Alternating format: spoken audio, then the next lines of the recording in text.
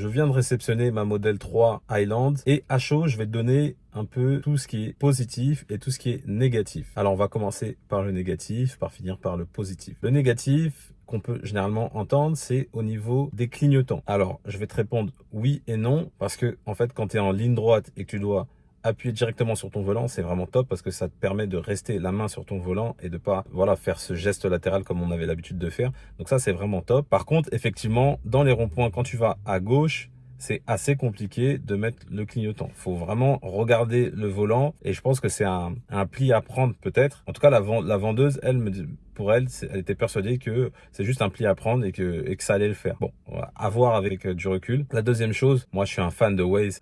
Voilà, c'est dommage que je puisse pas avoir Waze directement sur l'écran.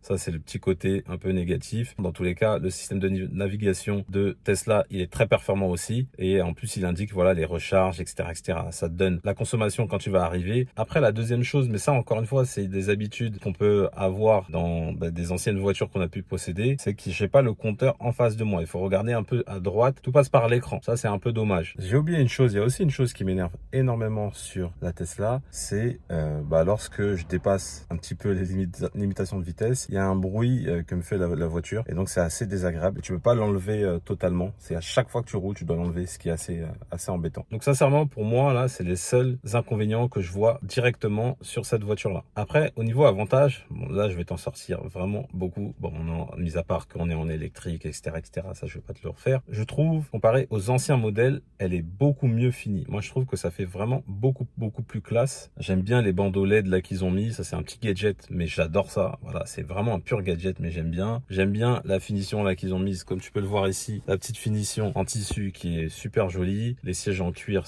franchement là-dessus, il n'y a rien à dire. C'est épuré. Bon, c'est Tesla, c'est très épuré. Voilà, c'est sobre, mais c'est vraiment, vraiment bien. Ce qui est bien aussi, c'est le petit écran derrière. Ça, c'est top pour les longs voyages. Quand tu as tes deux enfants derrière qui veulent écouter de la musique, qui veulent regarder un film, ils peuvent le faire directement sur le petit écran. Ça, franchement, c'est vraiment, vraiment top ce truc-là. Après, un truc que je connaissais totalement pas, c'est que maintenant, quand on met le clignotant, j'ai la caméra qui s'affiche et qui affiche mon angle mort. Donc, comme je le dis, c'est une voiture de feignant. Cette voiture, c'est une vraie voiture de feignant. Et ça, c'est vraiment, vraiment top. Parce que parfois, selon comment tu vas regarder l'angle mort, selon comment arrive la voiture ou la moto, ça peut être compliqué. Là, tu passes ton clignotant, tu as la caméra qui t'affiche directement ton angle mort. Franchement, c'est top. En plus de ça, tu as les capteurs orange qui s'affichent sur l'intérieur des rétros, donc à gauche et à droite.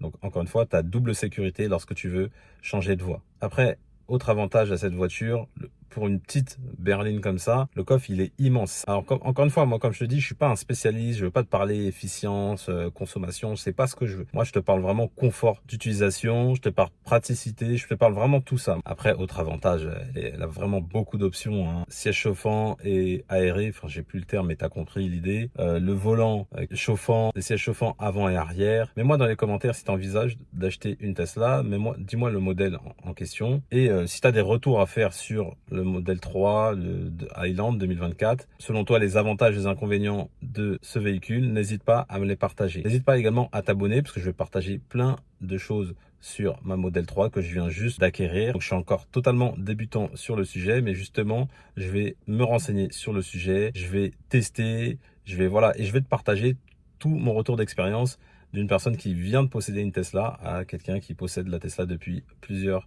mois, voire années. Et je te dis à bientôt dans une prochaine vidéo.